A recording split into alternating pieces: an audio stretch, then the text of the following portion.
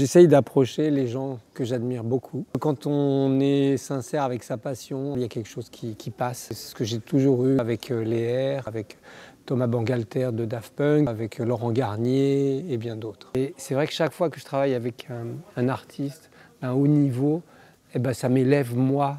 Et quand je termine la collaboration, je suis différent, je suis un autre encore. Mythologie, Oui. c'est une reprise à la scène musicale qui va avoir lieu. Ça parle de quoi? L'idée, c'est d'essayer de comprendre quels sont les mythes qui nous ont construits et quels sont les mythes qu'on construit aujourd'hui. Parce qu'en fait, on n'arrête pas de construire des mythes. L'idée, c'est de travailler avec tout ça et de voir comment les mythes nous construisent aussi. Dans cette pièce, on croise à la fois Icare, Zeus, Danaé, Aphrodite, mais aussi Lévinas. Lévinas parle du visage comme d'une entité incroyable qui est absolument essentielle dans les relations humaines. Et dans le spectacle de mythologie, il y a aussi une sorte d'hommage au visage des danseurs qui est livré sur scène et qui contribue à apporter vraiment, je trouve, une émotion très particulière.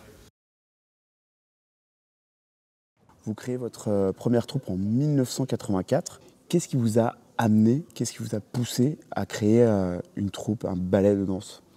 En fait, au début, c'était une compagnie avec deux danseurs et moi, donc on était trois. Et on a fait un petit trio qui a très bien marché, avec lequel on a eu le prix du concours de Bagnolet. Et puis ensuite, on a continué à développer une écriture avec 4 danseurs, puis 7, puis 8, puis 10. Et aujourd'hui, on a 30 danseurs.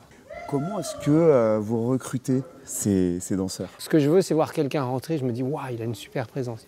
Charisme. Et puis tout à coup, il commence à danser. Je me dis, mais incroyable comment il danse, c'est fou.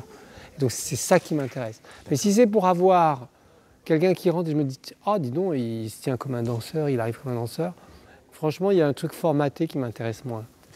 Parce que j'allais rebondir sur ce que vous dites, vous avez fait danser toute une typologie de gens. Vous avez fait danser par exemple des prisonniers. Effectivement, j'ai eu le désir de faire travailler des femmes détenues, des baumettes, après qu'on ait fait une intervention en prison avec mes danseurs. Et je m'étais dit, mais c'est vraiment finalement assez douloureux pour moi de venir là, de danser, et puis de repartir, rentrer, et puis nous on vit notre vie, et eux ils retournent dans leurs cellules.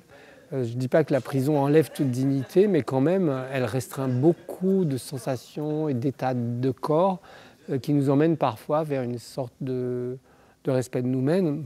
Et donc j'ai eu envie de faire un atelier qui s'est transformé en spectacle et qu'on a montré au Festival de Montpellier.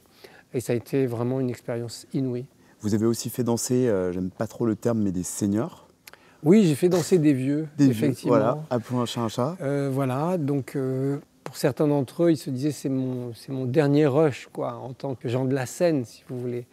Et donc c'est cette idée qu'on met tout ce qu'on a dans ce dernier moment, dans ce dernier spectacle. C'est la dernière ligne droite, c'est comme le marathonien qui voit la ligne d'arrivée, qui se dit « là j'y vais, je donne tout ».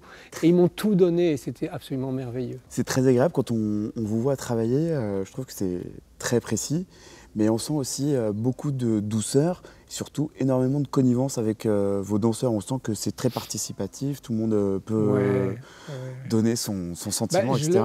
J'essaye de leur faire comprendre où je veux aller, je veux leur faire comprendre la forme que ça va prendre. Ouais. Je leur suggère bien sûr toute une chorégraphie, mais je ne vais pas dire ah ben non, tu dois faire ça ou tu dois faire ça. Ce qui m'intéresse, c'est l'échange, et dans cet échange, il y a toute une complicité qui va apporter une dynamique. On croit que ça pourrait ralentir le processus, et au contraire, ça l'accélère et ça l'approfondit. 5, 6, 7, 8, 1, 2, 3, 4 par exemple, ou pas. Mais en tout cas 1, 2, 3, 4, 5, 6, 7, 8, 1, 2, 3, 4. Donc ça serait à peu près des places qu'on peut atteindre ou pas. Oui, non, peut-être. Oui, non, peut-être. Vous avez monté des ballets absolument partout. Au Royal Ballet de New York, à la Scala, à Milan, à l'Opéra de Paris. Plus de 61 ballets. Comment est-ce qu'on fait pour se renouveler quand on a déjà tout fait? On va essayer d'imaginer une pièce nouvelle qui va nous étonner nous-mêmes, qui va étonner mes danseurs. Parce qu'en fait, mes premiers partenaires, c'est mes danseurs. Et même eux, j'ai envie de les étonner. J'ai envie qu'ils disent « Ah, ce coup-ci, c'est pas comme avant ». Pour qu'ils restent aussi réveillés. Et là, je suis quand même très heureux et fier d'une certaine manière que mes danseurs restent des années et des années avec moi. 3, 4, 5, 6, 7, 8, 1, 2, 3, 4, 5, 6, 7, 8. Tant que je crée, j'ai la sensation d'exister. Et quand je ne crée pas, j'ai l'impression de disparaître en fait. Et pour moi, créer, c'est sortir de moi-même pour aller vers les autres. Est-ce que ce ne serait pas la conclusion parfaite Si vous voulez. à cet entretien? Merci à vous. Merci beaucoup, Angelin. Talkie, walkie, talkie.